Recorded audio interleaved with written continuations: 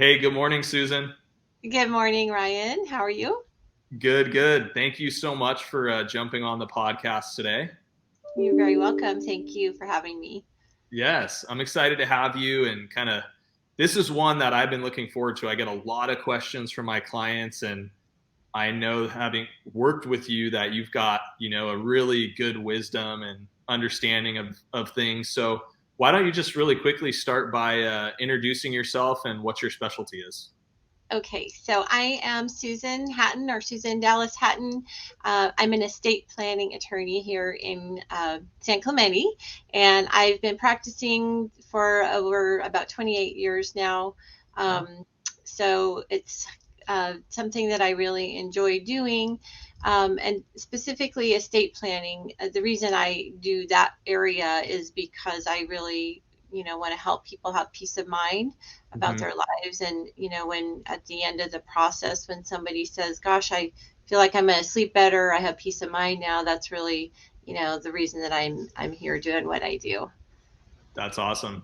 Yeah, peace of mind is one of those things that you can't really put a price to it, right?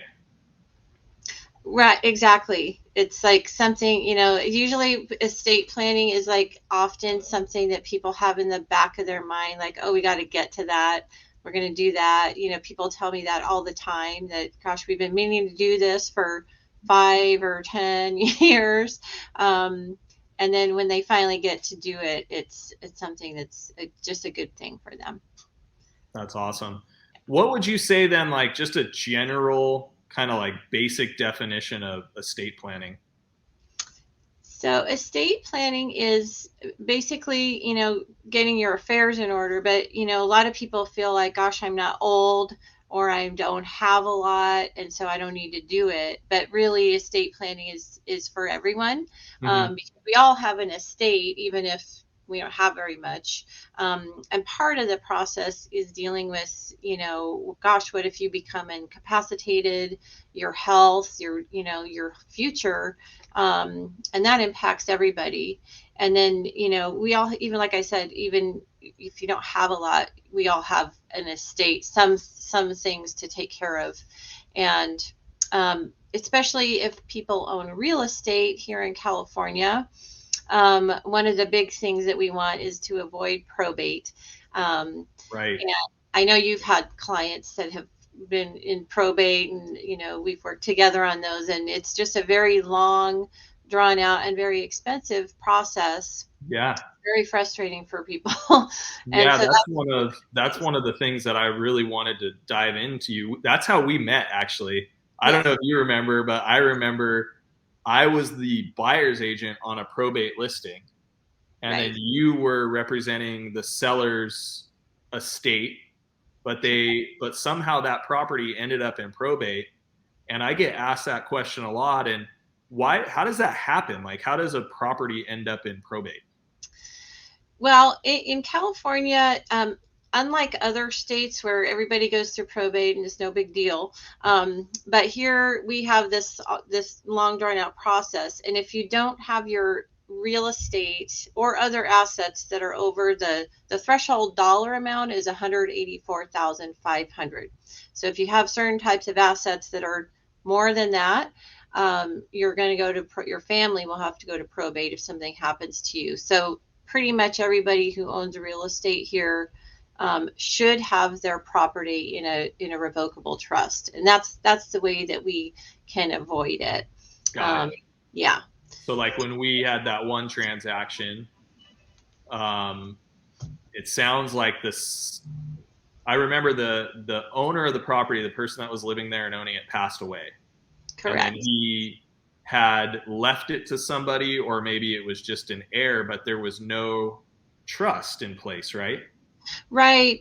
There's a couple of things that could happen in that case. This gentleman, he just didn't do any estate planning at all. Mm-hmm. He had no children. So I guess he just figured he didn't really care or didn't need to do it. And so when he passed away, it was his brother, who's the only heir, was a brother of his that, we call that intestate succession, meaning if you don't have any will or trust in place, Yeah. we look to the probate code. and then it says who gets your property. And so in that case, it was his brother that had to open a probate and, take care of all this, selling the property. And, it's not ideal because like sometimes, like in my case, his brother's in his almost 80 or maybe in his 80s and having to deal with this, Right. just would have been a lot cleaner and less expensive for sure for Yeah, him to. because it is expensive, right? Like that's one of the most important things I think to note. Like if your property ends up in probate, you're going to incur a lot of costs or fees associated with, selling it or whatever you need to do, right? Exactly. And the fees are set by the probate code. So it's not really something that you negotiate or get a good deal on or, Right. find a different attorney. So just as an example, based on, say, there's $1 million property, even if it had a $900,000 loan on it, but the house itself is worth $1 million, it doesn't matter. They're going to go by the value of the property. The debt doesn't matter. And based on that, just for the attorney's fees alone, it will be $23,000. Then you've got Wow. court filing fees, you've got appraisal fees, and if your personal representative takes a fee, basically that's doubled. So because they're entitled to the same fee as the attorney, Hmm. and so really it could cost like $50,000 just to probate a $1 million home with a huge debt on it. So um, all of that can be avoided if you just put it in a trust. Nice. Yeah. And I can speak from experience with you because you helped Courtney and me put our trust together. Right. And it was something where like it wasn't really on my radar to do that, but after seeing a couple of probate listings and just, the hoops that need to be jumped through, and the control is not in the family or the heirs court. It's tied up big time with whatever county that this property falls in. And I was like, man, if something happens to one of us or both of us, we wanted to have that set up. So we came and saw you, and putting that together, like you said in the beginning, really gave us a lot of peace of mind. Right. Very good. Yes. And sometimes as couples, they think, oh, we're okay. And to an extent that is true if you have, some right of survivorship on your property and your accounts. But we just really want to make sure that, if God forbid the worst case thing happens, that your family's protected.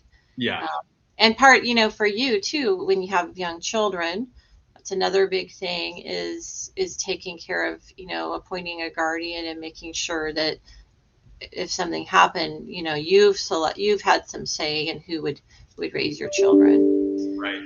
And I want people to know like how, I mean, it's a little bit of a process, but it's easy. What does it look like? Like if somebody wanted to start a trust today, soup to nuts, what can they expect, if they wanted to reach out to you? Right. So I always do a free consultation just to kind of go over the process with people. That in about a half hour. But once they decide to move forward, I set up a planning meeting. I do have an online questionnaire where people can enter information, facts, and things like that. But for me, I don't like to just hand that over and have people trying to make decisions on their own, because I view my role really as counselor, and I need, really want to be there to help, help with the decisions. A lot of times people, I ask them, when we're going through that process, and they say, gosh, I never thought about that. What do most people do? So that's really the advantage of having, someone like me, an attorney, help you with it. Yeah. So then we get through that process. Sometimes people leave that meeting with some homework because, again, they might say, gosh, we haven't really thought about that. We need to think about, how we would want the trust to be set up, or, Yeah. whatever that might be. But then once that's done and we put together some drafts of all the documents, I like to bring people in at that point and review the drafts when it's, not final form, because to me, it's really important that my clients understand what's in the documents. I don't like to just throw a bunch of papers. It's a lot of paperwork, really. And it's important that you understand, and we kind of walk through the legalese and explain everything. And then there's just one other meeting where everything's all organized. You've had a chance to review the documents, and we get everything signed. And then at that point, I would record, if there's a home, I would record the deed and make sure that's situated in the trust. And then after that, oh, go ahead. That's when we saw, like, you recorded that deed, and then we saw it went from Ryan and Courtney Schramm into the trust name on the title. Correct. Yes. Yeah. And that's super important. That's something I see a lot with people that did kind of a do-it-yourselfer thing, is they don't do that final step of, what we call funding the trust. So if you did that, it's like I like to think of the trust like a bucket, a virtual bucket where you're putting certain assets into that bucket. You control it because you're the trustees during your lifetime. You're holding that bucket, so to speak. When the time comes, you can easily just pass that bucket on to your next successor trustee. It's a private transaction, and we don't need to involve the court. And so that's how the trust works. But if you don't put anything in that bucket, it's really not doing anything for you. So that's the super important part. Yeah, that trust acts as really a roadmap. I mean, we have a binder. You gave us this really nice binder, so we actually have a physical copy that we keep, like, in our home office, but we also have it online, digitally saved as well. But, like, I took a listing this last week of a property in San Clemente, and the gentleman had passed away, and they had a very clean trust, which outlined exactly what happens in that instance. And his son and daughter-in-law, called me, and they said, we need to go ahead and sell this property. And it made it so easy. There's a few documents that when we're selling the property that we need to look at and the title company needs to look at, and it's simple versus the probates you and I have seen where it's like, I mean, it's like 6 months ish on the average from what I've seen, if that's not set up to sell. Well, yeah, actually a full probate is at least a year. From start to finish. But because of, the shutdown situation, the courts got really backlogged. I think it's starting to get kind of caught up a little bit now, but I mean, I would say you should plan on at least 18 months for, and if there's any kind of weird issues, if there's any other weird issues, it'll be longer too. Are the Orange County courts, are they still doing Zoom? Yeah, they are. I mean, that was kind of a benefit of the or I think the whole situation, because probate started doing Zoom hearings, so we don't have to go to the courthouse anymore. And they're actually moving their courthouse to Costa Mesa in May. Wow. So I'm not sure how that'll impact, the access to the courts, but I suppose it might be more convenient for people. But and I think they're going to continue offering the Zoom appearances too. So, yeah, I feel like the process maybe is longer that way, but nicer in the sense you don't have to go in person, right?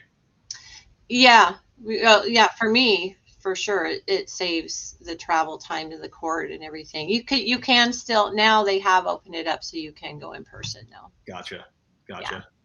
Now, kind of circling back to trusts, there's like creating the trust, and then recently we had a mutual client where you actually helped her revise the trust too, right? Right.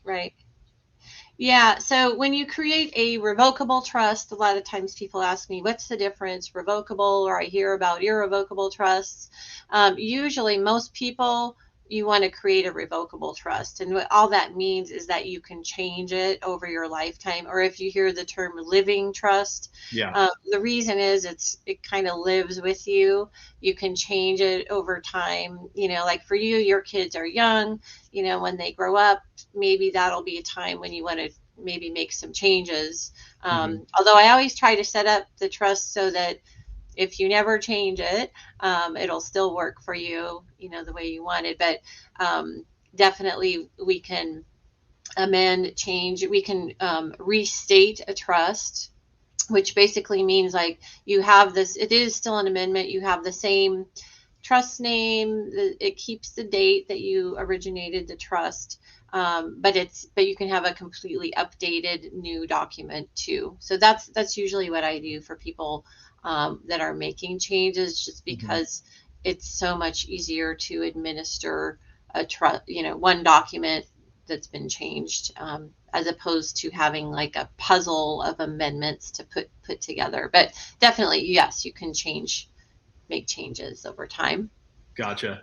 If somebody does find themselves like inheriting a property, or they're having to assist in a probate somehow, you help with that too, right?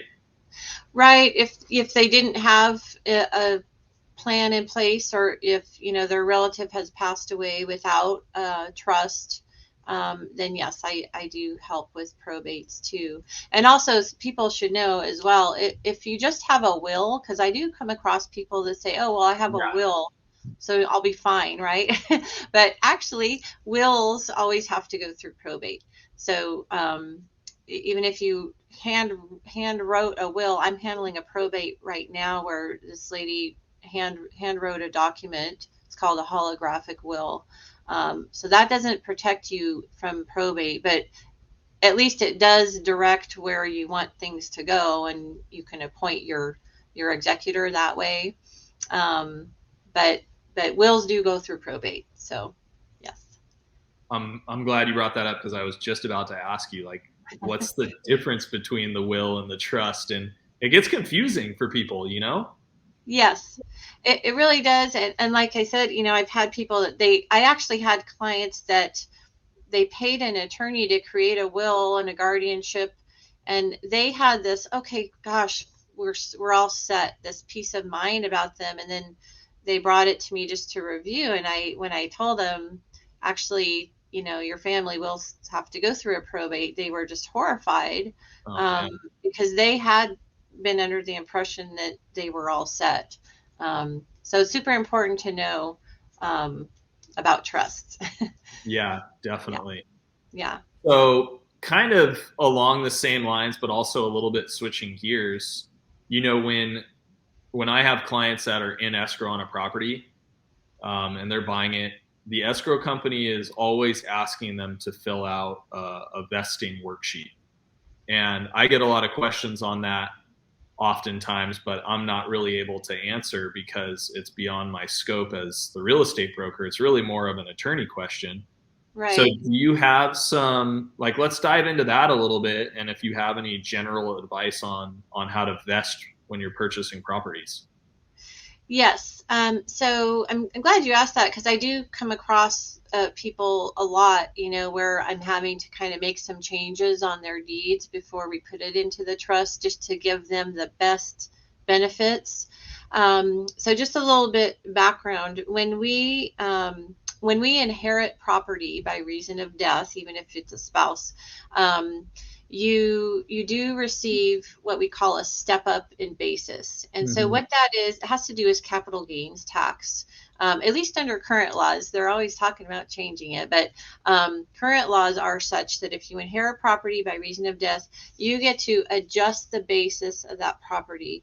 And what that means is it's as if you just purchased the property on the date of that death. And so any capital gains that happen beforehand are just cleaned out. And so, then you could just sell that property and you wouldn't pay capital gains tax.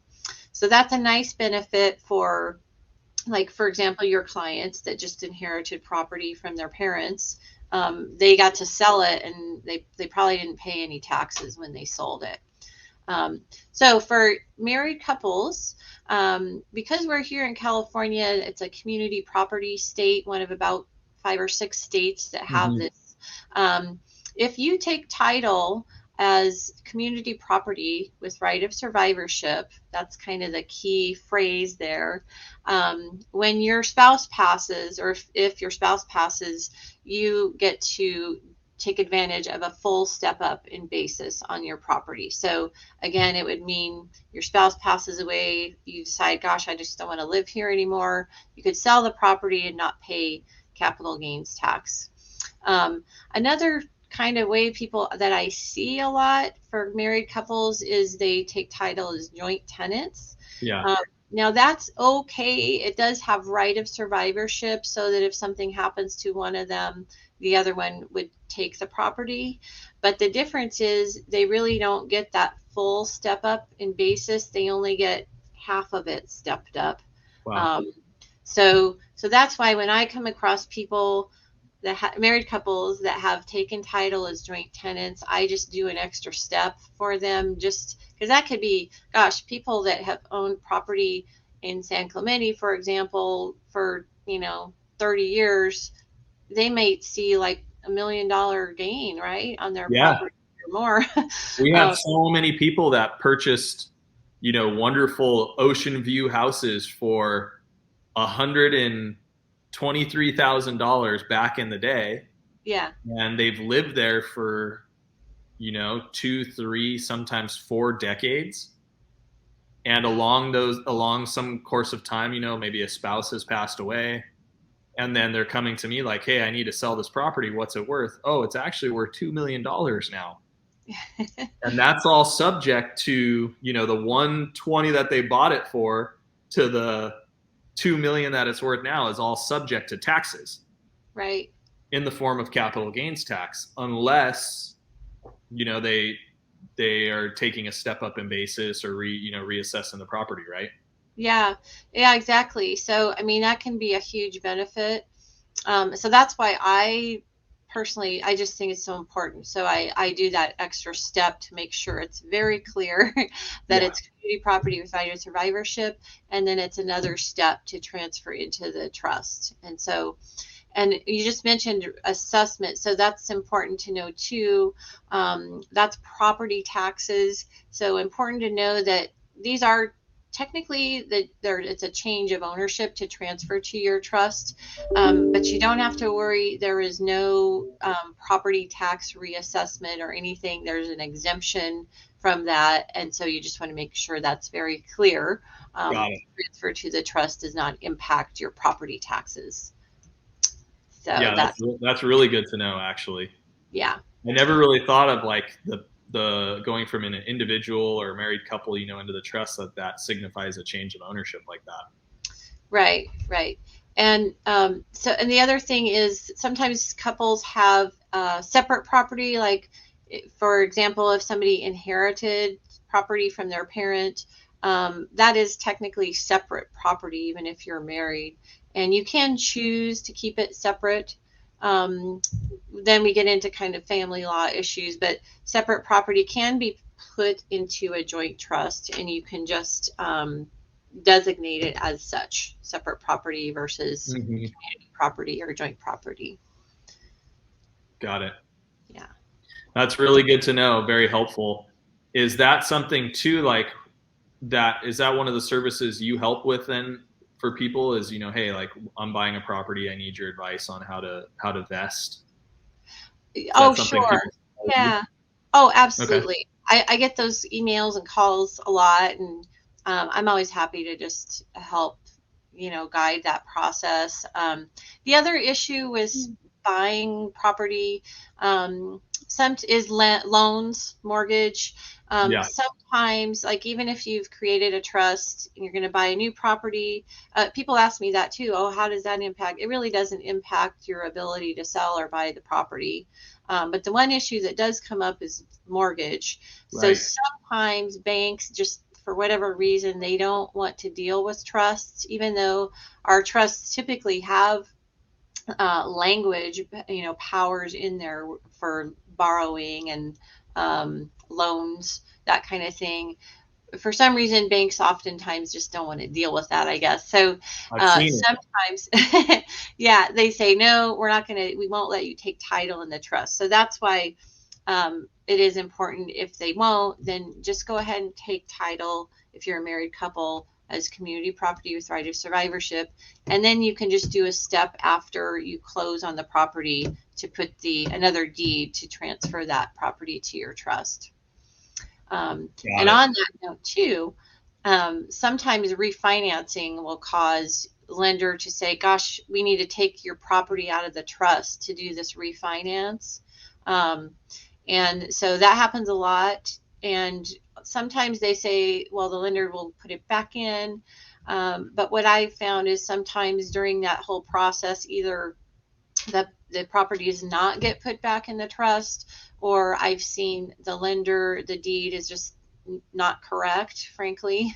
So I would just say, if you have a trust and you did a refinance, just a good idea to have someone like me just check your deeds, make sure it got put back in your trust and that the titling was correct, all of that. So that's actually something we've been doing for our clients now because of that. Is once they close, is giving them a laminated copy of their deed and just saying like, hey, check this to make sure that, the spelling and everything is correct. Right. And if there are any discrepancies, then they can take it to you and have that ironed out. Yeah, exactly.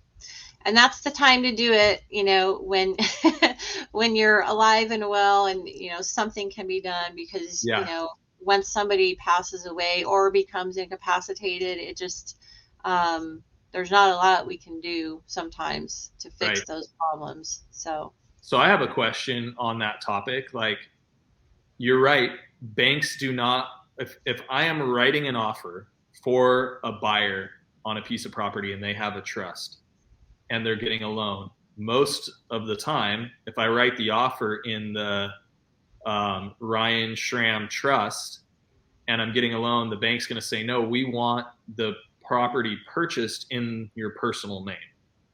And so clients will, now I know after seeing that enough that I just tell clients, we need to put this in your individual name and then you can put it in your trust after. But I have got the question, heaven forbid, let's say we close escrow and I die the next day, is my property protected under the rules of my trust, even though they didn't close in their trust? Yeah. Well, I mean, I guess it depends on the timing, but I think typically the process is you have your escrow and you'll sign the deeds, but they're not recorded yet. And so really, in theory, they'll be recorded in sequence. And so I believe what happens is, as soon as you close, you're ready to close, they're going to record that deed. Yes. And then the loan will go into place. And then pretty much immediately after, that's how it should be, you've got the deed going back into the trust. Okay. So, I mean, I guess that's one thing that if somebody's really worried about it, they should make sure they've got, on file that deed recorded, in sequence or signed, ready to record to get back into the trust. Yeah. That's good. I did not know that. So I'll make sure to advise my clients on that. You want to close, the individual deed and then straight into the trust in a pretty much in sequence, one right after the other. Yeah. I mean, and I think you can, as long as the deeds are signed in sequence, because what people have for a mortgage loan is called a deed of trust. A lot of people get confused, and if I ask for their deed, they bring that in. And so your grant deed is usually what the document that shows you own the property. Even if you have a loan, you still own the property. Because sometimes people say, oh, I don't own the property because I have a loan, but you'll have a grant deed showing you own the property. The mortgage company will record what's called a deed of trust, which is the document that says if you stop paying, they're going to give it to a trustee to sell the property, pay off the loan. So that document's recorded. But what you do want to have then is the next sequence is is after that's recorded, getting that document, or your property back into the trust. Yeah, really good information. It's a lot of these questions, going through a transaction, there's so many moving parts, and these are some of the things that keep people up at night.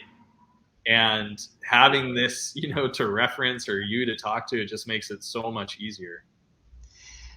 Yeah, I mean, it is very, especially real estate, as you know, people get a giant stack of documents, or they have a notary come and, they're just signing all these documents. And I ask, did you sign a deed? And usually they don't even know what they saw, what they Yeah. signed. Did they sign a deed or did they not? What did the language say on the deed?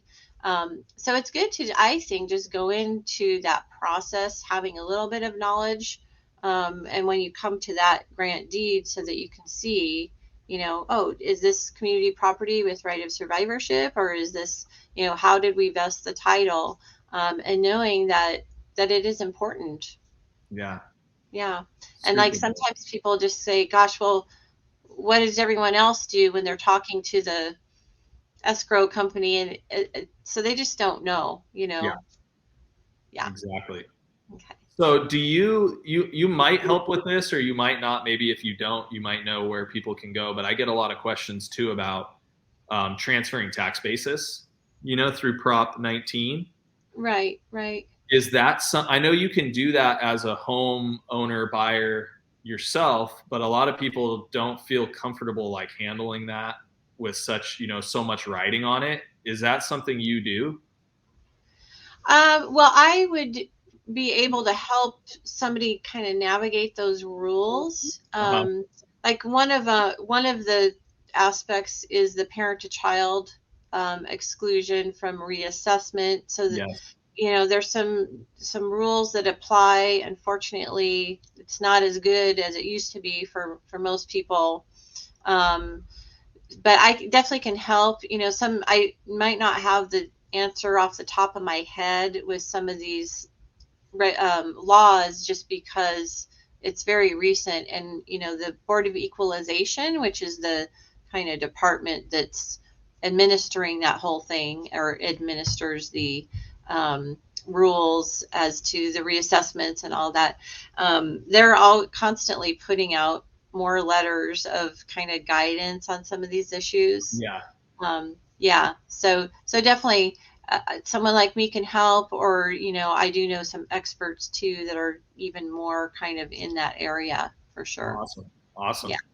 And if you ever do get like a reassessment because of something you did, it's definitely, there's an appeal period. So, and you Mm. don't think it's correct that it would happen, you definitely want to reach out right away, and have somebody take a look at it who can possibly help you. What would be the first signal of a reassessment? The property tax bill? Or Yeah, well, you would be notified by the okay. assessor that you're, for whatever you did on Yeah, the property. Usually it's that change of ownership, that you're going to have a reassessment. So, good to know. So you yeah. can appeal that if you felt that, it was incorrect. You have an opportunity to appeal that with the tax assessor. Yes, you do. You definitely do. Like one thing that comes up is LLCs. Like if somebody has a rental property and they create an LLC, you just want to make sure you do all that paperwork to get the deed of your real estate into that LLC done the correct way. Right. And very often what I see is after that process is done, a few months later, the assessor does reach out and says, we see there was a change of ownership. We are going to reassess your property unless you provide us, this information to show that there's an exclusion. And so Uh, all of those things, they either reach out with a phone call or an email or a letter. okay. So you just want to make sure you're on top of that so that you don't have to go through any kind of appeal process. Yeah. No, good advice. Yeah. Solid. Okay. Well, that's gosh, really good stuff. I mean, these are huge questions that I face all the time, so I can't thank you enough for, touching on those. Is there anything else, knowing my business and like the people that will be watching this. Right. And it's okay if there isn't anything, but anything else that you wanted to touch on or about your services? Yeah, I mean, I guess the one thing that we didn't really talk that much about would be incapacity, or the possibility of somebody becoming incapacitated. Yeah. Um, just because I'm seeing that, where somebody owns a house and they're starting to become incapacitated. Having that trust in place and power of attorney and healthcare documents that cover who you want to take care of you is super important.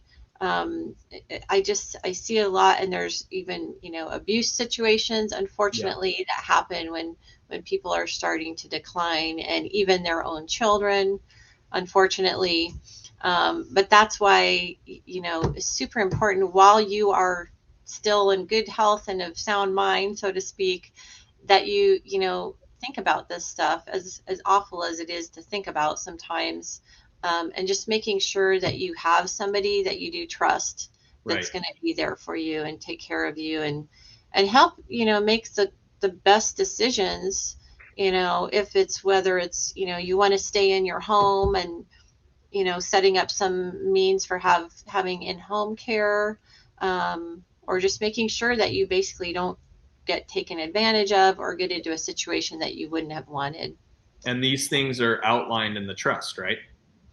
Yes, in the trust. And then there's other documents that's part of the whole estate plan. Like I mentioned, financial power of attorney, which that's appointing an agent during incapacity, for matters that are outside the trust. So that could be like if you have retirement accounts, or government benefits. If, God forbid, somebody sues you while you're incapacitated, that's why you would need a power of attorney. And then your healthcare documents, which, like I was mentioning, where you kind of write down the agent that you want to make this decisions for you, how you want to be treated, if you do prefer in-home care, and maybe at least thinking about, gosh, how am I going to afford what I would want? While, like I said, while you still are doing fine, that's the time to think of it, as opposed to, gosh, mom's starting to lose, she's got dementia. What are we going to do? She has nothing in place. That's where people end up in situations where they wouldn't have wanted to happen. Mm-hmm. That's good. And I'm glad you brought that up, because I see that a lot. I'm going around and talking to people all the time, and the number of scenarios are endless. And when Courtney and I sat down with you and you started to get into the trust, and you're like, if this happens, then what do you want to do? I'm like, I never even thought about that. Can I get back to you on that one on the next meeting? Yeah. I go call my dad, or I call my brother, like, hey, are you comfortable doing this for me in the event that this happens? And Right. so I would say that might be kind of one of the most challenging parts about creating a trust, is you got to think through that. But that's where, the benefit of doing it in a controlled environment and at the right time is so critical. Right. Yeah. And it's like, somebody who's young like you, it's like hard to think about, gosh, what if I get dementia or something like that. But Yeah. we just never know what life has in store for us. So That's right. just get through those kind of yucky discussions, and then you at least know that you've got it in place. And again, talking about having peace of mind. Yeah. I can say that you are really good with that. And I've gotten everyone who's, worked with you that I've sent over, like, hey, sit down with Susan. Everybody comes back and says she's very thorough. She took her time to explain this to me and help me work through this, because I do work with a lot of older clients as well, where this is super important present day for them, and they're worried about it. And Right. they always come back to me and they're like, I'm so glad that I took the time to sit down with her and go to Susan's office and do that. Well, thank you. Yeah.